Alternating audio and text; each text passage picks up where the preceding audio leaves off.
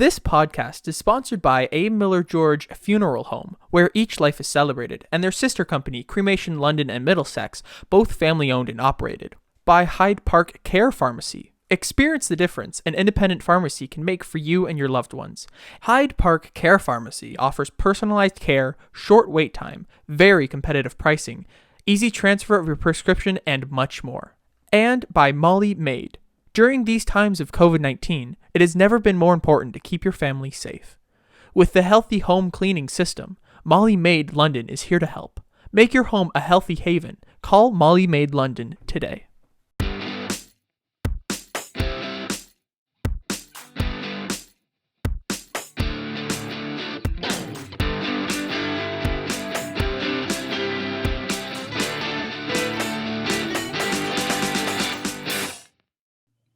Good morning, good afternoon, good evening, whenever and wherever you may be watching or listening. You've stumbled into another edition of the Vicars Crossing podcast, our third season, and we're glad you're back with us today. The Vicars Crossing is a virtual space where faith intersects with the public square. And once again, keeping things consistent, I'm Rob Henderson from Holy Trinity St. Stephen's Anglican Church in London. Consistent guy you are too. I'm Kevin George. I'm the rector, priest at St. Aidan's Anglican Church in London. My name is Ian. I am not Rob Henderson or Kevin George either. So I would just like to point out that Ian, for those who are listening and don't watch this on YouTube, Ian is wearing the raddest shirt. Like he has on a shirt with donuts on it. Yep. Those donuts? Okay. Those are donuts. Yep. Hard to see. Okay. I thought they were polka dots, but I was going to say I thought I was watching one of my favorite shows from when I was a little kid. Ooh, the polka dot door, the polka dot door. Let's go through the polka dot door. There's songs and stories and so much more. Do through the polka dot door. There we have it, folks. Well, Ian, now you know why we are how we are. We're not. Of course. This was right. They went through the polka dot door and never came back. Exactly. How do you get out of this room? Well, we've got a great show today. Dr. Robyn Henderson-Espinoza.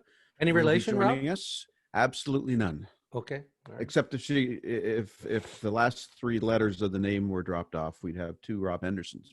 But we have a Robyn. That's true. We're gonna have to touch on that. We got to be careful who we're talking to. Robyn Henderson-Espinoza. So Dr. Robyn's going to be here in just a little bit. She'll be entering into the Zoom room. We want to take a minute and thank our sponsors, as always, who help us keep our podcasts going and have been so supportive to us. To A. Miller George Funeral Home, where each life is celebrated, and their sister company, Cremation London, Middlesex, both family-owned and operated. Great guy, Dave Mullen, in charge of everything over there with a great staff and a great supporter of ours. So thank you, Dave and A. Miller George. Hey, Dave. Hope you're well. Hey, Dave. Oh, yeah, my little plug that I get to put in is for Carol Basada over at Hyde Park Care Pharmacy, locally owned, locally operated, locally loved. I saw on their Facebook page that they have children's mask come in this week. Oh. Beautiful pattern mask for kids going back to school. If you need your kids mask, that's a great spot to go get it right there. And I have the pleasure. That's the word I'm looking for. Pleasure and privilege. Yes, to thank Molly Maid. Make your home a healthy haven. Call Molly Maid London today. And many thanks to Trisha Lister for that. Amen. Okay. All right. Yeah. Well, thanks to all of our sponsors. And before we get to our guest here on the Vicars Crossing, we want to get into our segments here. The first one is our little toss-up called Sickness and Suds here on the Vicars Crossing. You guys ready for that?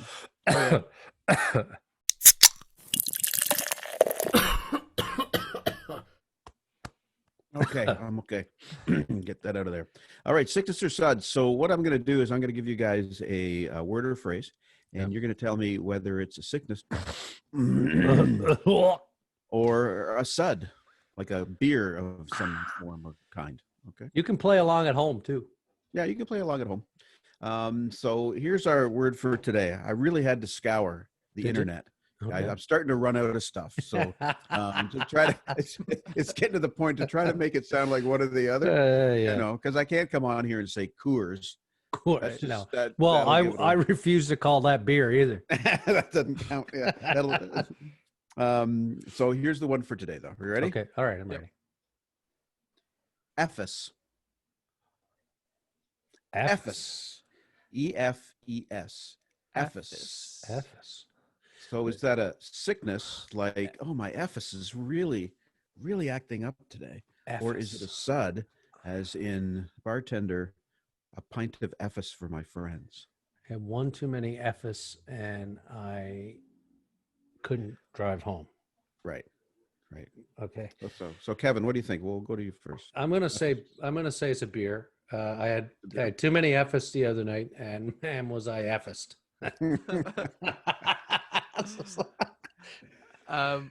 I'm gonna say it's a sickness, and I think you'll need a cream for your Ephes. Okay. Cream and salve. Yeah. Well, today we got to give it to Kevy because it is a beer, actually. Ephes. Oh. Ephes Pilsner is a beer, and it is from Turkey. Oh. And it's actually named after the ancient city of Ephesus. Off Ephesus. See, so there's your biblical Vickers Crossing connection. Always intersecting. Always. And you can get Ephes Light, you can get Ephes Dark. Okay. There's a few different ones. So I'm going to guess that it's given what some of the stuff written in Ephesians, it's a full-bodied beer.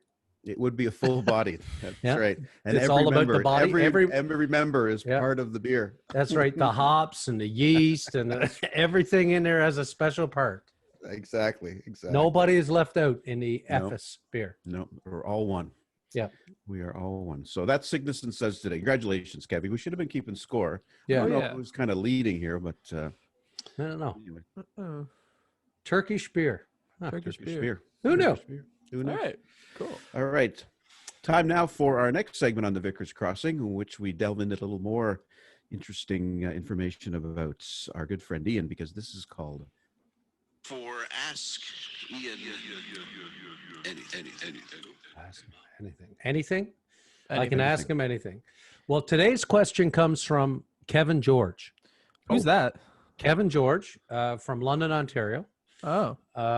Kevin is curious. Ian wants to know, this past Sunday, September the 13th, Anglican churches across Ontario reopened for in-person worship. Yes, we say in-person worship because there's been lots of online worship happening and community happening, the body of Christ. Everybody's been having their Ephes beer and all that stuff.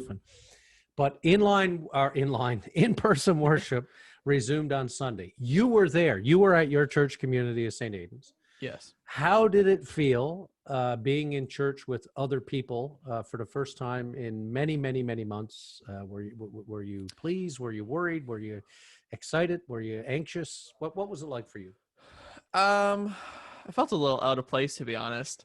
Okay. Like I was sitting there with a camera and an iPad on tripods. It's important to note that Ian is our digital producer on Sundays. So Ian gets our service out on live stream and later on YouTube. So we should acknowledge that for people who are uninformed about what happens. Yeah, not like I'm just sitting there doing other stuff. He doesn't go everywhere with a camera. No. But that Sunday I was sitting there with a camera and tripod and an iPad with the tripod. So it was a little weird because like I was the only one with like tech clearly available in front of me. And then also one of the things I never really get is the sitting or standing in terms of church. It's because I was like changing the camera angles and stuff, and everyone started to stand up, and I looked around and I was like, are we doing what? Huh? So I stood up and I was like, okay, I really hope I don't have to change anything, and so I don't have to rush back down. And it was very weird. I felt really out of place because it was like, I'm the only one sitting at this moment. Is this bad? Is this sacrilegious? I feel like Rob, you can chime in here, but I feel like a digital producer can decide to sit or stand or do whatever she or he wants. I think the digital producer can walk along the pews if he wanted to. I think so. Balance himself on top to get a good shot. It'd be fun to watch too. So I wouldn't worry too much about that. All right. But you got through it okay. No nerves. Yeah. No, it's fine. Yeah. Good. Good. Good. Yeah. What about you, Robbie? No, You guys were back. Yeah, we were Mhm. back as the parishes were, and we, had a good couple of services. And I, on a personal level, I was a little anxious, and my knees were a little wobbly. I made a bit of a joke that I had said it kind of feels like, the first day of school many, many years ago. Mhm. But the biggest difference this year was I don't have as much hair to worry about, and I don't have to worry about my clothes because I basically wear the same thing every Sunday. So it's a little different than starting school. Yeah. But no, it was good to see folks. It was good to be connected again, even though we didn't spend any time close in long conversations at all. But to look out, I'm sure you could appreciate this, Kevin, to look out and be able to preach and speak to the community and see real eyes looking at you. Nothing Yeah. against the cameras, Ian, but the That's real totally fine. human eye contact, to hear reaction, to pray together, and that sort of thing, and to return to celebrating the Eucharist or Holy Communion was pretty special, and people were overall very happy to be there, but nervous too. There was some that were, a little uneasy and apprehensive. But that's okay. There's no playbook to this. Oh. There's no way for us to experience it in a certain way. We all come together and experience it as we are, but we're together. So it's a good start, and we hope we're crossing our fingers that we won't have to go back out again because of this possibility of a second wave. But I don't want to go down that rabbit hole. But overall, it was a good day. It was a good day. Yeah. How about you, Kevin? Yeah, I agree, Rob. I mean, it was. I can't say I didn't have a little bit of anxiousness coming into it, particularly getting ready for it. I think once it started, I was fine. Yeah. It's just these are things that we're not. I was reflecting on it yesterday on my off day there these are not things that we ever prepared for, and not that you can train for everything in seminary, but not just, I mean, from a church perspective, but I just think our humanity, like our culture is not geared for what we're doing. And certainly I think the natural response of church is to go towards one another in a crisis. And in the middle of this, we got physically driven apart. Mhm. And so I did have some anxiety about what it was going to look like to come back. I mean, I personally haven't been going to the pub patios. I haven't gone to backyard gatherings. I've been very careful about all that, my own sort of immunocompromised realities and all that stuff. So there's that little bit of it, but I was less concerned about that and just sort of making sure everything went okay. And, we had the seats removed to make room and all that stuff. So I didn't know what it was going to look like. But once people came, it was just such a real boost to see people, like you're saying, Rob. Like, I mean, I've been staring at Ian's face behind a camera for 6 months. And as much as I love the boy, it's nice to have people in front of you. Like you said, I mean, I sort of, I thrive on, and nobody who knows me is surprised by this, but thrive on human contact. So, I just found it to be a bit of a boost and a bit of a relief. It was good to see everybody. And I, with you, Rob, felt really, I have found this time of abstinence from the Eucharist to be difficult. And I think a lot of people on Sunday felt a great deal of communion in the broad sense of the word, to be around the table together again. So it was really good. And I'm really thankful. We did 3 services, and we're fortunate here to have Ann Jykeren and Greg Smith. Ann is an associate priest here, and Greg is honorary assistant, but they've taken roles too. So we've rotated those 3 services. So it was nice. Greg preached at 2 services on Sunday. So it was great to have him back, because he hasn't been involved in the summer stuff. So I just really felt good to be back with people. And I really pray we're able to continue. Who the hell knows? But for now, I'm happy for the gift that we had on Sunday. Now let's get to next Sunday and see where we get to after that. Exactly. No, I agree. And it was a gift, and I was more appreciative of it coming back. When you're there every week and you're going through it every week, year after year after year after year, not that you don't appreciate it and know what it is, but when you're away from it for 6 months, it really wakes you up. What we can do together is so important. And so that was good guys. Well, I'm glad we're back. All right. Well, I think Dr. Robyn's going to be hopping in here in a sec, right? Dr. Robyn's nearby. So we're going to bring Dr. Robyn in, and we've got there's the knock. And Dr. Robyn Henderson-Espinoza has joined us in the Zoom room on the Vicars Crossing. Dr. Robyn, welcome to the Vicars Crossing. We're so glad you're here. Thank you so much. I feel like I'm with family. Yeah. So Glad. I'm looking forward to the conversation. Good. Fantastic. Good to have you here.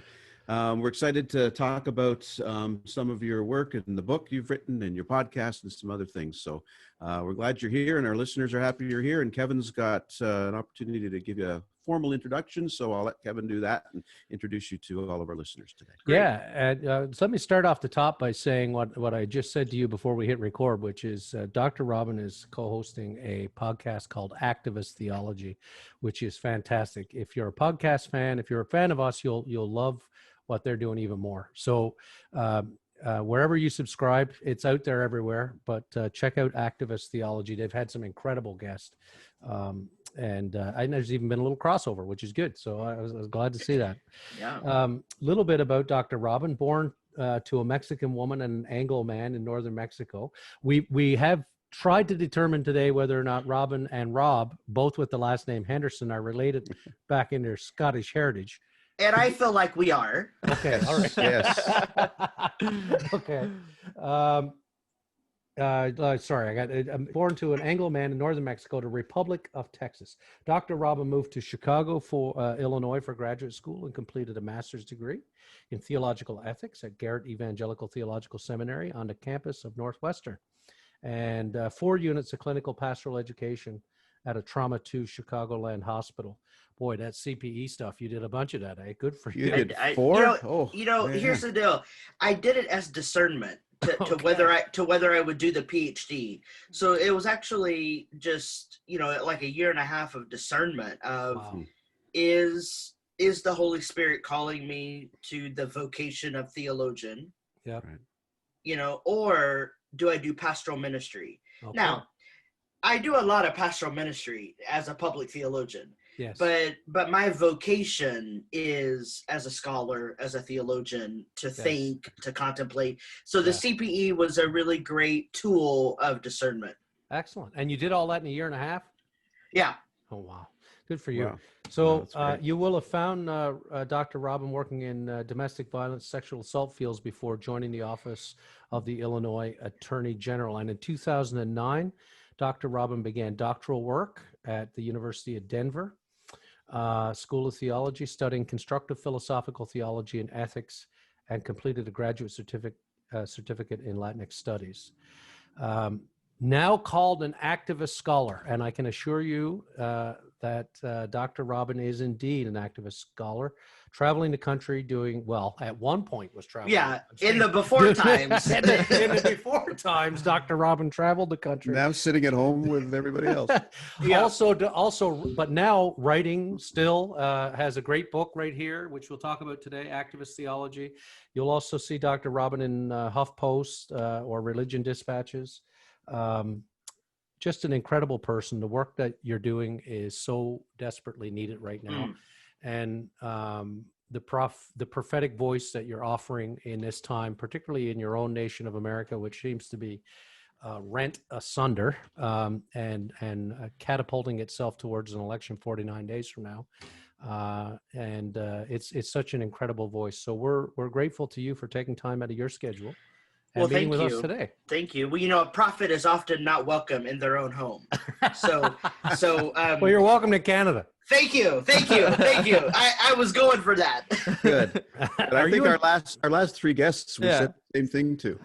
How many guests have said that they're going to move to Canada? It is a theme. We had John Pavlovitz on the other day, and he said, keep an eye open in the neighborhood here to see if there were any houses. And he seems ready to move. Yeah, it's a really scary time. Some of the work that we're doing with the Activist Theology Project, the nonprofit part of my work, is around healing our democracy and about relationship work and modeling the kind of humanity that we want to be. And let me tell you, the past almost 4 years have completely torn us apart in really deep ways. And there's a lot of people waking up. The murder of George Floyd was a wake up for a lot of white folks.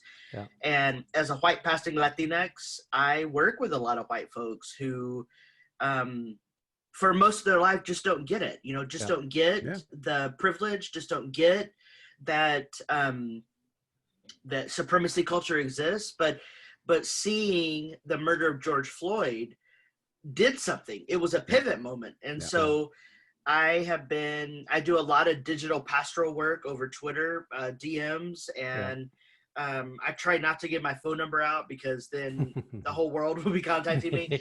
But I've been doing a lot of pastoral work with people over email and direct messages, and really just trying to steward a conversation, right? Like I go back to the stories of Jesus that, and like a lot of my friends are like, well, why do you still, follow that man named Jesus? And, there's something very simple about the stories of Jesus. Yes, we've created institutions that have abused people, abuse of power. They are patriarchal in nature. But if you just go to the stories of Jesus, which is what I tried to talk about in my first book, Activist Theology, it's an invitation to a new humanity. And that's just what I'm trying to do right now, is just invite people to a new humanity. And I think it happens in moments like this, over podcast conversations. I think it happens at the dinner table when we can have people at our house. I love to cook. I love to host. I'm an intense introvert. And so thank God my partner is more extroverted than I am. But, one of the things, and the institutional church celebrates this either weekly or monthly or whatever, but there's something about having a common meal with one another and remembering that we are one. And if we can just practice being human together, we can be better people. We can be a better democracy, a better world, You're doing Sorry, Kevin. We were just discussing coming back to our churches. This past Sunday was the first time we've been in our worship spaces in 6 months, and the power of celebrating Eucharist or Holy Communion again. It's just like you said, being around the table and seeing other human beings and sharing a meal and holding up that vision of all God's children coming forward together as one, right? And to be whole again, to be back together. And I think. And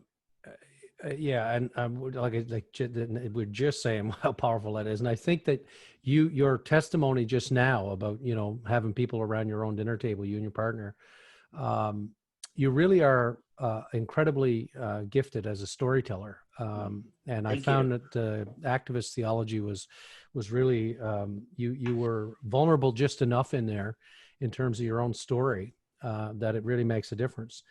Your book is really a challenge to all of us to do more than talk, but it's a call to action. It's a call to your readers to be practitioners and not just analysts. In other words, it's not enough to just talk about what needs to change. We have to get at it. And your writing in this book is a powerful sharing of your own story and how that's played out. Story is important to you. You name it several times throughout the book. It's at the heart of social healing, you say. It's at the core. At the core of your storytelling is something you call it harm reduction, which is powerful language to me. I mean, that's an incredible way to talk about it. You write, I believe stories change hearts and minds, and we are in such civic and social conflict that we need story set up and create conditions of possibility for social healing. It may sound trite to suggest that stories change hearts and minds, but when we tell the truest truth of our journey, we are not just performing a story. We are forming the hearts and minds that have come to hear the story. This is the work of building community and learning the stories of our people so we can engage in the work of midwifing hope and possibility in a world that damns us for being different. Wow. You're so right, I think. Story is all we have. Why is story so critical for you, and how can it help us in these polarized times that you just talked about? Yeah, I think we're people of story. We have gotten away from the practice of storytelling, and certainly in the church, have required people to assent to doctrinal beliefs. But I just go back to the stories of Jesus, that Jesus collected misfits. Half were tax collectors, half were fishermen, and they figured out how to be a community of radical difference. And the story that those 12 disciples and Jesus shared was a story of how to become the kind of transformation our world longs for. Now, at the time, that was against the Roman Empire. I think it still applies today, because we live in imperial times. I live in an empire. I call it Babylon. And we need story, because we need to remember where we come from and where we're going. That most often we are stuck with reciting the pledge or a creed, but that is not a story that tells us where we've come from. Now, theologians might differ, because I believe the creed forms us and shapes us like a story does. But I'm talking about very simple stories. Who are your people? Who do you connect with? Not what we believe about a certain thing. And I think that if we can get back to the practice of storytelling, and that is land acknowledgments. What does the land teach us? Scripture says the rocks cry out. What is nature telling? What is the story of nature? Right now, in my country, on the West Coast, the West Coast is on fire. So we talk about the rocks crying out. The whole damn land is crying out. That's right. We have not treated our Mother Earth in a responsible way. We have not stewarded. It's going to get cooler. I promise you. Just watch. It's going to get cooler. Just watch. Yeah. And if we steward stories, I think that we can transform our society. And so that's why story is so important to me, because we forget. We are forgetful people. We forget where we come from. We forget what we've inherited. We forget how to treat people well. And so I think stories are our lifeline. Mm-hmm. And it is about transformation, like you say. It transforms people. It transforms communities. It transforms policy. Yep. And has that ability to do that, which is so needed. So yeah, that's excellent. I wanted to ask a little bit about your book, because we mentioned, Kevin's got it there. Yeah, it's called Activist Theology. And just as a descriptor, among other descriptors, I wanted to read a little bit of a descriptor that you put in the book for our listeners today. Activist theology, you're right, is dismantling supremacy cultures, because we all, even those who are bound up in supremacy culture, must find a way to be free. Part of the lie of oppression is that the social hierarchies in place need to be in place. But unless we are all able to have power, access, and privilege to the same systems, we remain enslaved to oppression in ways that do not call forth our deepest flourishing. Activist theology is dislodging the logic of dominance so that the generativity of people's power can usher in strategies that build community. Because without community, as we just mentioned, people live in despair and are disconnected. So this whole COVID thing, I was thinking, has really unmasked a lot of injustices in our society and our culture. Many of us who are benefactors of the supremacy culture are becoming really aware of just how privileged we are. Activist theology is really a form of liberation, isn't it? A liberation of a culture. So I was hoping you could tell us a bit more about what you mean by activist theology. Mm-hmm. Well, I write in the book, there is no theology without activism, and no activism without theology. And what I mean by that is to recall an ancestor who was the father of Black liberation theology, James Cone. in James Cone's Black Theology, Cone said this: God is black.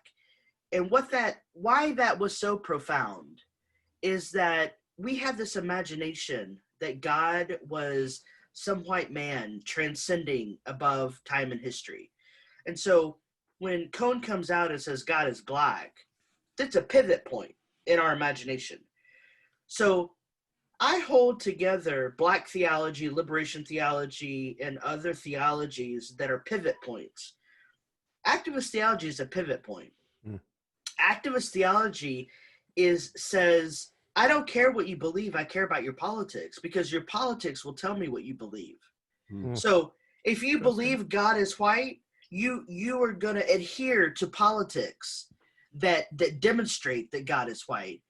But if you are a person who affirms that God is black, now I know that some of your listeners may want to argue about this, but my point is that your politics will show me that you live in a way that says God is black. In the same way, activist theology is not about a thinking project only. It is not just stories about my life. It is about mobilizing people to into a kind of spiritual activism, that faith and action actually go together, that following the ways of Jesus is not just about reciting a creed, but is about living the creed in radical ways. That means nobody should be homeless. Right. That means we should have enough housing for people. Why? Because that's a theology. Yeah. So activist theology is a fancy way of saying, let's get our hands dirty. Right. Let's do the work of Jesus in the world. Right. It's that, get off your ass. And, because I think one of the things I've been coming to grips with in my own journey, just in terms of that reality and being one of the beneficiaries of white supremacy and privilege is how do I, because I can talk about it, we can talk about it on here. Yeah. But, what do I demand of the people we elect in this country, for instance? Like, what do we demand of our city officials that we elect? And, we here in the city, we've got a drug crisis, and like all of those things are local. Like you write about that in the book. I mean, it's those local realities. And it's easy for us to get fixated here on what's happening in America, for instance, because how do you not notice? But at the same time, these injustices are rife here in our neighborhoods. Right. So what is it that, that's a part of, and again, not a question, but an observation, I guess, is part of my own discernment is trying to find ways to turn from, I can know it in my head, but how do I get mobilized in here enough to get out and get moving? Well, that's the second book. Yeah. Is it? Okay. The second book is on becoming embodied. And that embodiment can reshape our democracy. Now I'm writing from a U.S. standpoint, so I think a lot about democracy and a lot about its failure right now. Yeah. And, it is about connecting head and heart, but not just head and heart, but head, heart, and body. Right.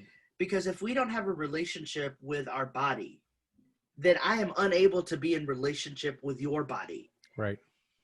And I'm talking about how do, the measure of intimacy that we are able to achieve will determine our freedom. Yes. And we are very far, just as a society, we are very far from practicing intimacy. Yes. This is why in this country, this is why cops kill Black people. Right. I was going to say, I think what troubles me more is not only do we not practice intimacy, we're practicing violence. That's right. The way we relate to the other is that dominance culture that you write about.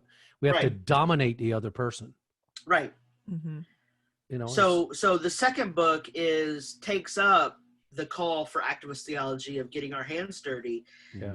And says, and is a call for myself. All right, well, how am I practicing intimacy? Mhm. Whose Right. bodies count? Right. How do we reshape our democracy? Right. Well, it's practicing presence. Yeah.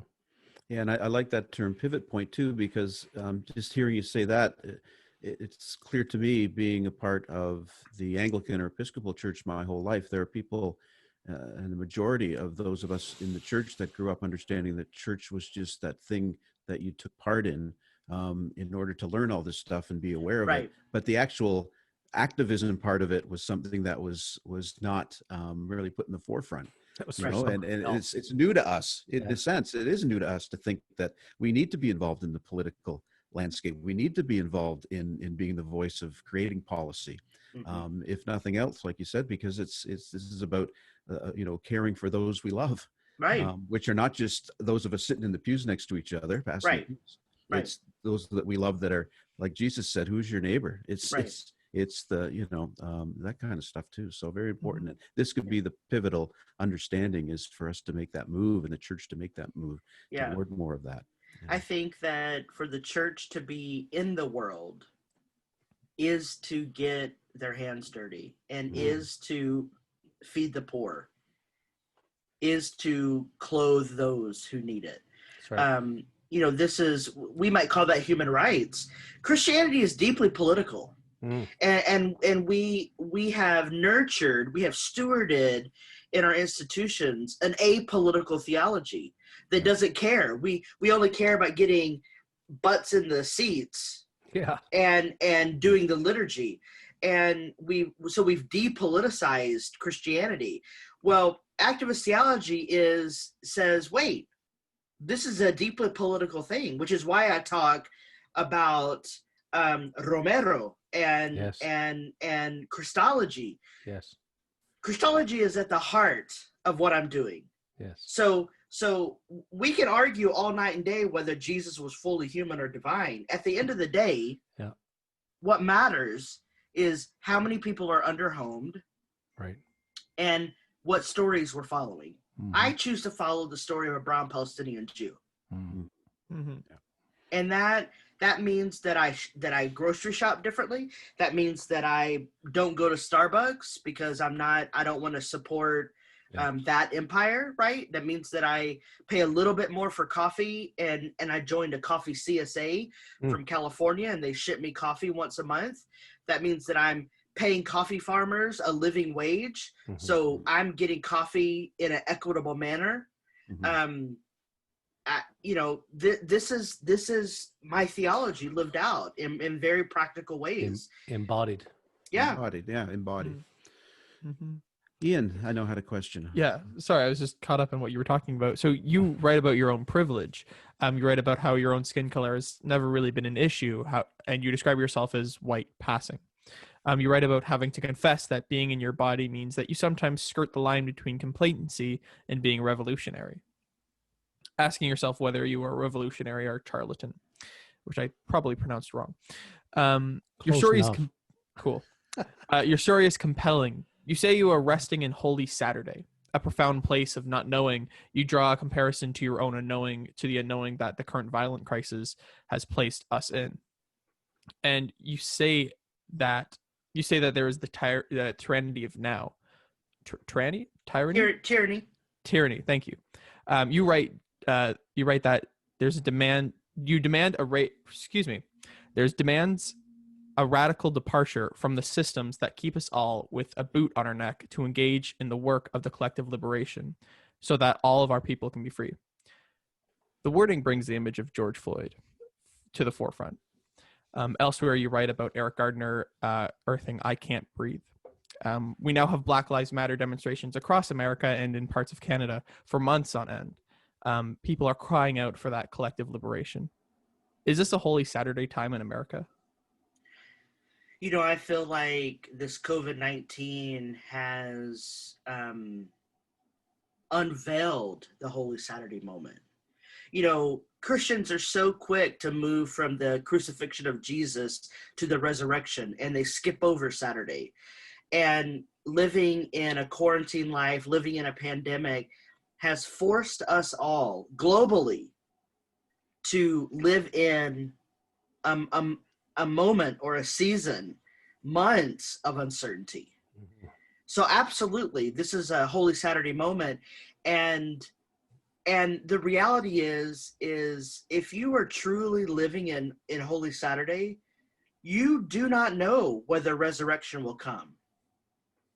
And if we live in a way of not knowing, then the joy of the surprise of the spring day is all the more beautiful.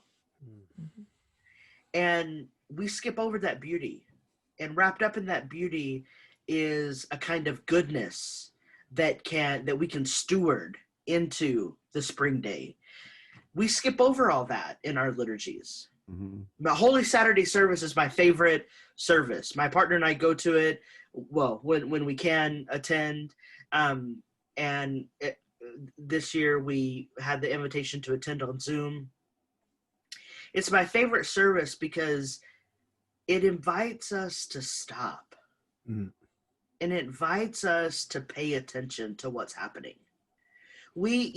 Technology, information, all the streaming apps force us to move at a pace that is unrealistic. It's inhumane. We forget how to be family with one another. Why? Because we're on our devices all the time and we're constantly communicating. Mm-hmm. I have a practice of, we have date night here at the house. Now that we're not going out, we have date night. And we put our devices away. We have these colored hue lights, so we turn the lights to a color that feels like a lounge. Mm-hmm. And we practice presence. That's what Holy Saturday is inviting us to do, is practice presence. And we don't do that well as a culture. Right. I'm wondering, actually, as I hear you say that, it's been described as the harrowing of hell, right? The Holy Saturday moment. I wonder if the harrowing of hell really is, in a way, that sort of becoming more keenly aware of our uncertainty. Yeah. And because, the people who scare the shit out of me are the people who know everything. Right. I'm not worried about people who come with questions. I'm more concerned about the people who have so much certainty you can't debate. Right. You write about this. You say in your book, you talk about living into the questions and into the struggle. You talk about activist theology being framed in a way by unrest, right? That sort of unknowing.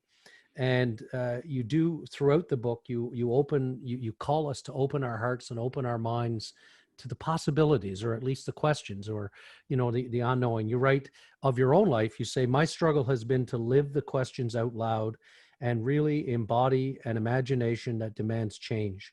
The struggle is not without complications. I have felt damned by the church, which does not want to address its racist and homophobic and classist theologies. I have felt damned by the academy, which invests in the self-perpetuating elitism that does not legitimate all forms of knowledge as productive or liberative.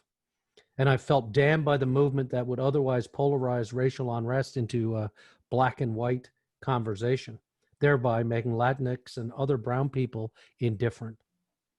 The struggle, you write, in negotiating the three social institutions, the church, the academy, and the movement, is an ongoing struggle that demands a deep awareness of radical social change, can also hold the systems accountable for the ways that perpetuates harm against the least of these. This work is not done in a day or a month or a year, and it's best done in community with folks who are not just clamoring for attention, but rather struggling to get shit done. Mm-hmm. I was really taken by that. I said, yes. Yeah. But it's rooted in this place of being, and your own, again, we're back to the storytelling, you sharing your own story, but you talk about how you felt damned by those three institutions. You insist the struggle never wanes. Can you say more about getting comfortable with difference and unrest and how that's been a part of your own journey? Yeah, I think that I lived for 12 years with my Mexican mother in East Texas, and we lived in deep poverty. And at 12, I made my way to live with my white father, and I went from deep poverty to affluence. And so there was a big shift. And part of that process was me coming into an awareness of scarcity and abundance. And being able to have an awareness that so many of our relationships are from a place of scarcity, not abundance. And so I sort of lived through this, and went on to college and came out as queer and later as transgender. And what I realized is I had to learn how to be comfortable with myself, with the difference that I have. And so I talk about bridging with the center of my own difference, which is my white ancestors, because I'm heavily identified as a Mexican American, but I move in the world with power, access, and privilege because I'm white passing. I also have a PhD, so that legitimates me in some places that other people wouldn't be legitimated. I'm also clergy, so I've got these markers, if you will. But really, I had to be comfortable with the center of my own difference, which was I move in the world with power. And so I've been very intentional. I don't do any advertising for my work. It's all like word of mouth, and because I want to be rooted in relationship. And what that has taught me is when we become comfortable with the differences that we're performing, we have a chance to create relationship. What does that do? Creates folds of abundance instead of scarcity. So my whole journey has been like, I reply to every Twitter follower I get. And it's about being in conversation. It's not just about being a public figure who gets all these invitations. No, it's about actual change. And that change starts with me. So I model a different kind of relationality with myself and with one another. Right. Which is all part of entering into, as we've talked about, the stories of people and their lives, right? Which you hold to be important and dear, and we all should. And also, this is about following the way of Jesus too, as we know in the Jesus stories. He was interested in people. Yeah, he wasn't just interested in talking about the law and all that. He actually sees somebody at the side of the road, and or whether that or on Twitter, it doesn't matter if we got an opportunity to enter into a relationship. Well, and the thing about Jesus, if we could just spend a little bit of time on him. Yeah. He was curious about you. Yeah. Do you remember when he says to the man who was blind, he says, "Do you want to be well?" Jesus was curious. We are not a curious people. Let's reclaim curiosity. Curiosity. Right. Very much so. You're right about following in the way of Jesus, and about that as enacting social change. Yeah. And you describe following Jesus as resistance as well. Yeah. So I want to read a little bit from the book again. Sure. When we incubate strategies of resistance that support social practices that help to destabilize and dismantle empire, we are following the ways collected in the Gospels and modeling a movement that was started by a first-century brown Palestinian Jew. Activist theology is more than simply writing an opinion piece for a newspaper. Following the way is invested in actualizing change through and by creative social practices that have at heart revolutionary love for those who have felt the greatest impact of empire. So this idea of following the way of Jesus is a call to a revolution of love. I think it really does seem a bit lost on a massive and loud group of Christians in America. Yeah. And so, because there's pushback, and more mainline and progressive religious leaders are speaking up, specifically now against President Trump, and even more endorsing Joe Biden right now. Even if there is change coming November 4th, if we are following the way of Jesus, there will be an incredible need for structural change. Yeah. Despite that. So, and God knows we need structural change here in Canada too. I mean, we certainly have our issues. So how do we mobilize those who are followers of Jesus to continue to actualize that change? Yes, a great question. I think that well, first we have to vote our values. That's an actionable step that we can do. Vote our values. We need to be curious about each other. We need to be present with each other, because without those two things, we're unable to mobilize people. If people don't feel invited to a movement, if people don't feel invited into the work, we've created our educational systems. We replicate this in churches, this passive pedagogy where people sit and listen to one person speaking. Yeah. No. Let's get active with each other. Let's distribute the power, which is very scary for people. Yeah, of course. Because when we start distributing power, are we also distributing resources? Yeah. Maybe we should. Yeah. Because, 10% of the population should not have 90% of the wealth. Yeah.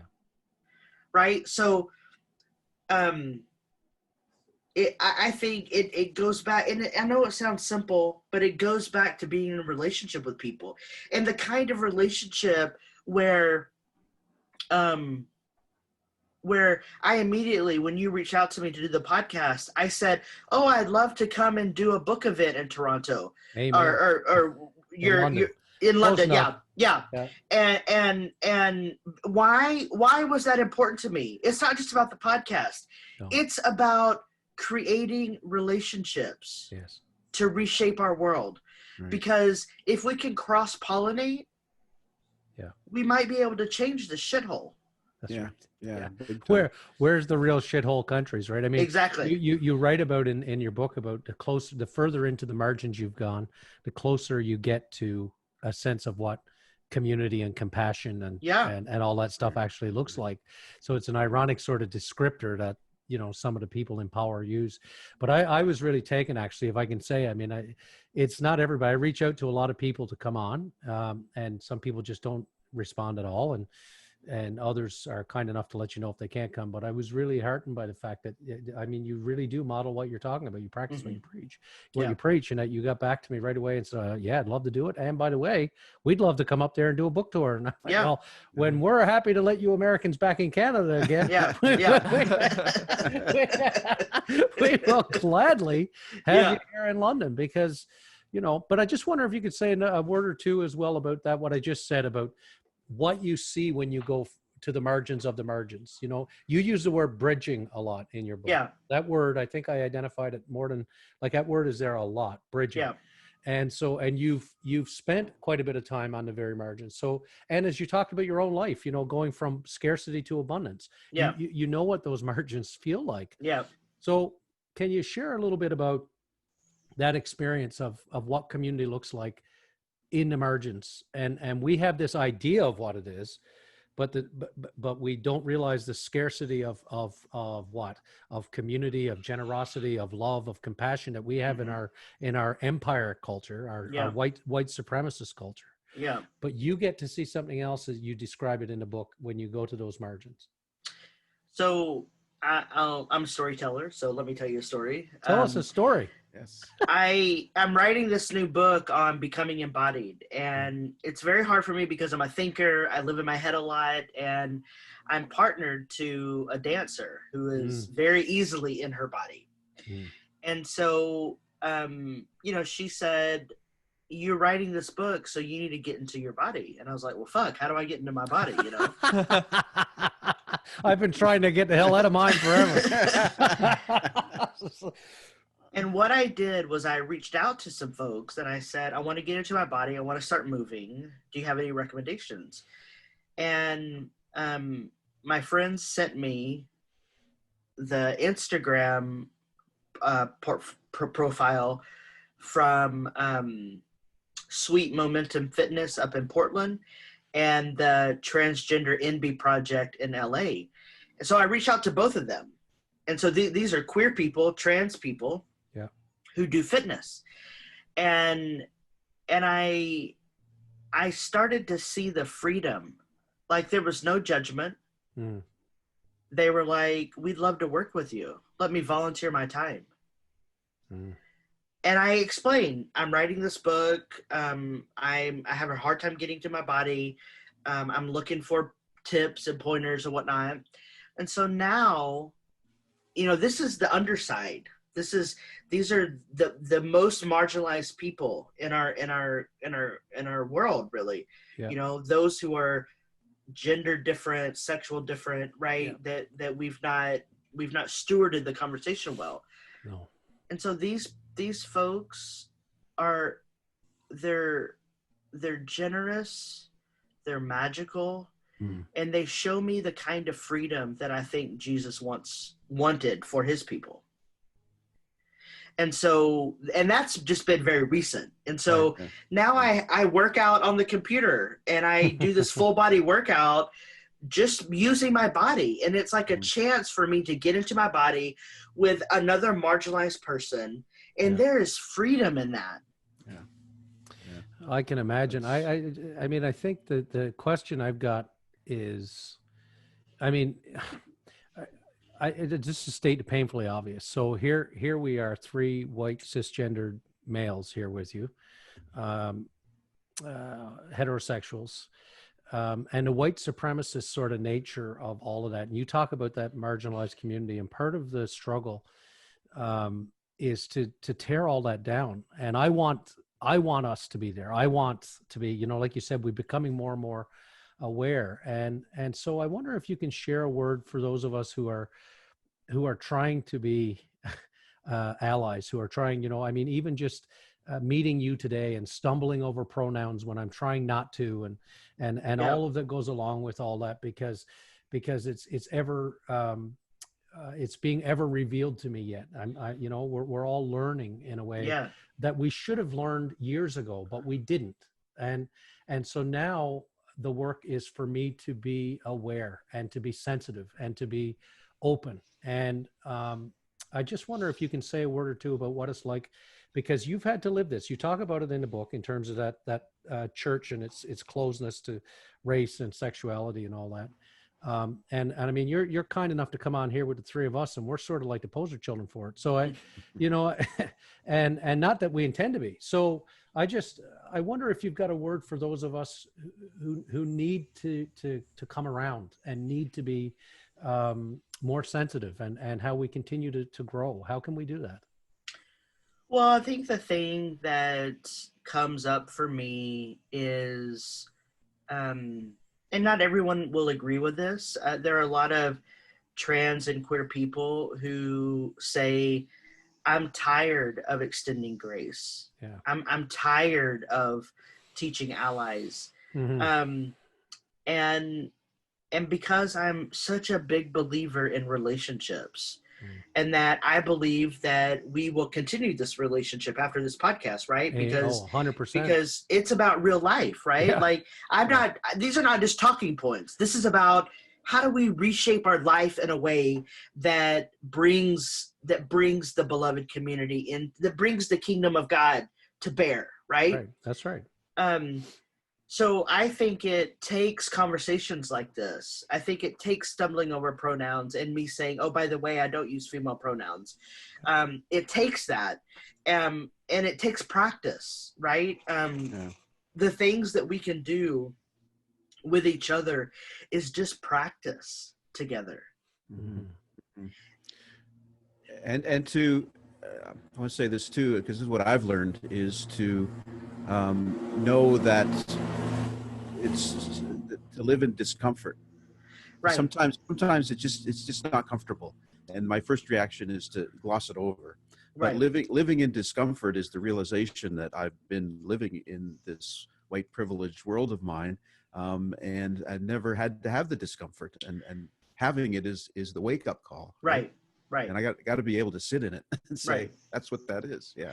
And, you know, Rob, I just want to say that, as soon as I saw your last name, I felt connected to you. Yeah. Mm. And that's before we talk politics, theology, or anything, Yeah. right?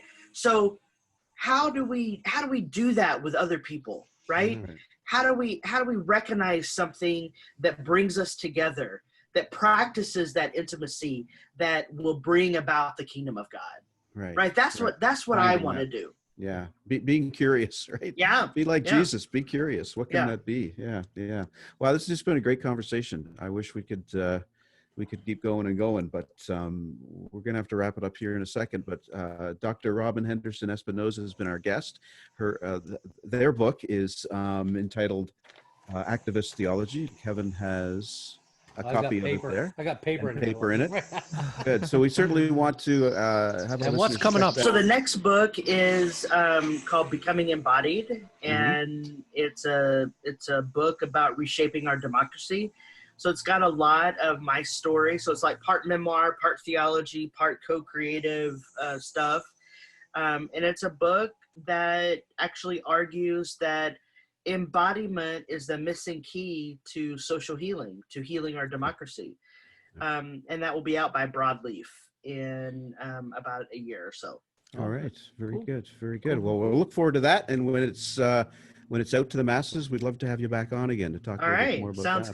good. Okay? And Cool. hopefully I can make it up to London at some point. Yeah, we Yeah. hope so. We hope so. Yeah, we want to get through this, get those borders open, and get back Yep. to being Nothing able of to you be a in a tour. relationship with each other. Yeah. Nothing would Yeah. make us happier than to have a Vicars Crossing hosted event.